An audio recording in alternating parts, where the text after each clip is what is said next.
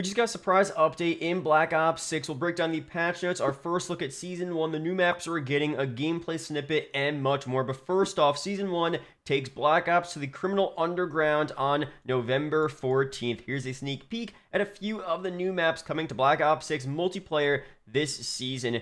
We have Hideout 6v6, Extraction 6v6, and Heirloom 6v6 and 2v2. I'll go full screen for you guys just to see what we're looking at. The first one is Extraction, looking pretty cool. Looks like a portion of Avalon, of course, the ground war location, but also the, leaked Warzone map that was supposed to release instead of Verdansk, but, they're doing Verdansk first, of course, at some point next year. Hideout as well. Looks like, some cool map settings. Well, Extraction again, Hideout, and then I guess Heirloom. Very, very quick shots here of the map. We'll get a larger Season 1 reveal at some point this week. I'm assuming they'll do the normal blog post and roadmap type of stuff that we get. Of course, I'm super excited to see what the new Zombies map is going to be. They did confirm we're getting one for Season 1 by the end of the year as well, which is crazy. So we'll see where we're going. New features, perks, game modes for MP. Of course, the new Warzone map Area 99 is releasing as well. So a lot of stuff happening for Season 1, but first today, we've got to look at the MP maps. Pretty cool stuff there. And of course, before we break down the patch notes, quick shout out to the sponsor, U4G. If you need cheap co-op points, rare Black Ops 6 unlock codes, BO6 mastery camos, BO6 easy lobbies, and much more. A bunch of stuff over there. Use code MAT for an extra 5% off. Links are down below. But for today's surprise update patch notes, for stability, improve stability when interacting with the message of the day, improve stability when sending voice communications, progression, completion display will now properly appear when completing prestige challenges in both MP and Zombies, and for operators, address an issue where Bailey wasn't holding an intended pistol in the operator selection menu. Okay, for MP, Nuketown, available in private matches, that's pretty cool. Modes, address an issue where players were spawned in when joining a session in progress instead of spectating before selecting a loadout. Yes, we saw ourselves in a kill cam before selecting a loadout as well. Improve stability in infected game mode.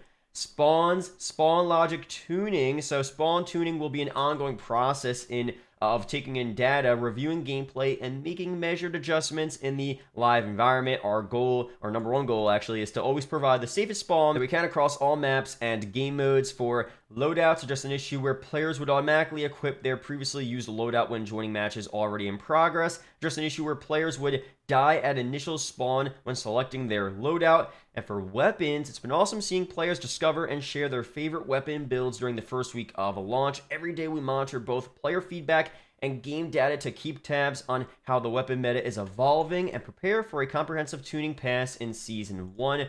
We've seen the discussions about the relative balance of ARs and SMGs, and we're making some early general changes to adjust their effective ranges. For ARs, we're pulling in minimum damage ranges and lessening the impact of headshots at close range. That was an obvious change there. SMGs are receiving damage range increases to improve their mid-range effectiveness. Also, an obvious change as well. Most people who play MP, especially competitive, saw that coming. So here are the adjustments for the XM4. Maximum damage, of course, down slightly there. Range up slightly.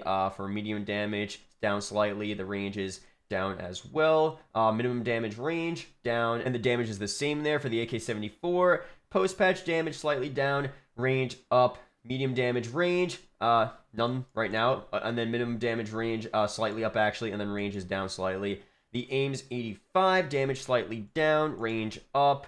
Nothing for medium damage range. Minimum damage, same, and then range slightly down. DPR 91, damage down, range slightly up, medium damage down slightly, and then range slightly down as well, and then, slightly down. And minimum damage range, damage is the same, and range slightly down. Model L, damage slightly down. Okay, I'm not going to go through all these honestly. You guys get the general trend here. Damage for a lot of these ARs and rifles overall down, and then SMGs got a little bit of a buff, especially with the range. Damage is actually all the same, but the ranges were all increased there.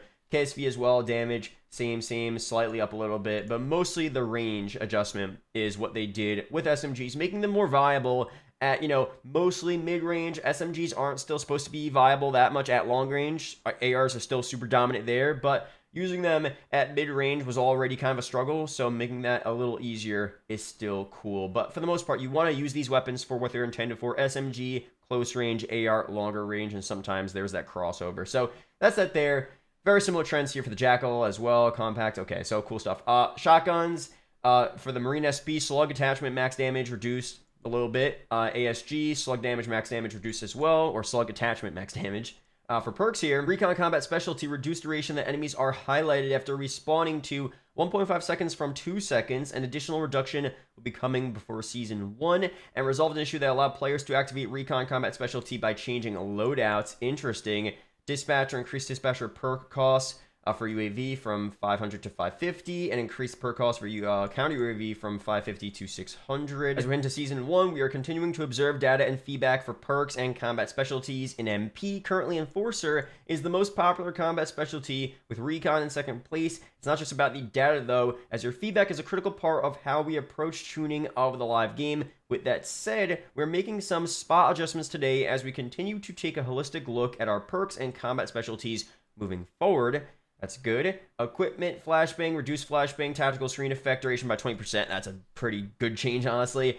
Score streaks, increase the health of UAV and counter UAV. Rockets to destroy remain unchanged. Increase initial explosion radius of napalm strike. Reduce the initial entry delay of LDBR. Increase the fly-in speed of the strategic bomber. Reduce score costs for interceptors from 1250 to 1150. Movement updates, adjust stance, change cooldowns to reduce effectiveness of repeated prone to stand movement. Enough snaking, okay. XP earn rates, adjusted player XP and weapon XP earn rates for most modes to ensure that players are being rewarded for their match performance as expected wherever they play. These changes include increased weapon XP earn rates for most modes, increased player XP earn rates for the following modes: TDM, Control, S&D, Gunfight. Slight decrease to player XP and weapon XP earned in face-off modes. For challenges, address an issue where players were able to complete the nuke challenge while dying. UI, appropriate perks will now display when viewing the featured player during best play. Known issues, this is actually new for patch notes. We're investigating an issue where any equipped optic attachment is removed when entering a gunsmith in the main menus. Players will not notice this issue if entering gunsmith during a match. Players can equip optic attachments, but will need to re-equip them anytime they enter the gunsmith. Okay, in cases where an optic is locked and equipped via a blueprint, players will need to reapply the blueprint to obtain the optic. And one update for zombies: Gobblegum names will now properly update when switching between tier tabs. Okay, but that's the surprise update there. Of course, the bigger one is still coming at the launch of Season 1 on November 14th, but some solid changes there overall across the game. Be sure to subscribe for more COD update videos like this. Shout out to the members as always, and I'll see you guys in the next one. Peace out, guys.